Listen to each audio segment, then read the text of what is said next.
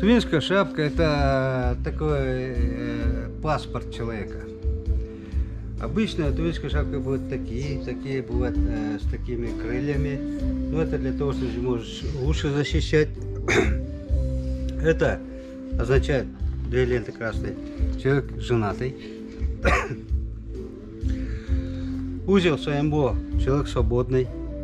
Если этого узла нет, он раб. Работает там на побегушках, туда-сюда. А если вот это Саембо красного коралла, он район, князь района. А если Саембо круглый шарик из черного коралла, это Амбын район, главный по Туве. Всем распоряжать жизнями, судьбами и все остальное. Вот эти вот полосы, или как называется, 6. Их тут 6. Это тувинские. 6 лепестков, значит, это тувинцы. Если Туве раньше было 6 разных родов. Салчаки, кыргыз и так далее.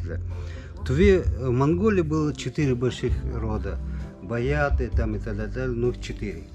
Если идет человек, 4 получается монгол идет. Если тувинец идет.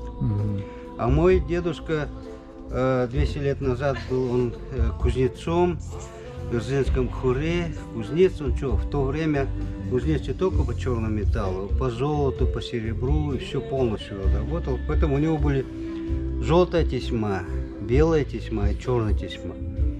И когда я деда, шапка у меня по наследству осталась, эту шапку одену, старый человек идет, о, ты, говорит, Аргана потомок? Да, говорю. То есть он знает, кто, откуда, какого рода, с какого района, там Салчаки, мат пустил. Но бывает еще вот так, и еще вот так вот крыльями идет. Но это ближе к монголам, влияние, у них такое более такое, ну, то есть по этим шапкам можно определить человека, кто он, что он, откуда он, каких кровей и так далее. И какая история еще у Какая семьи? история, да.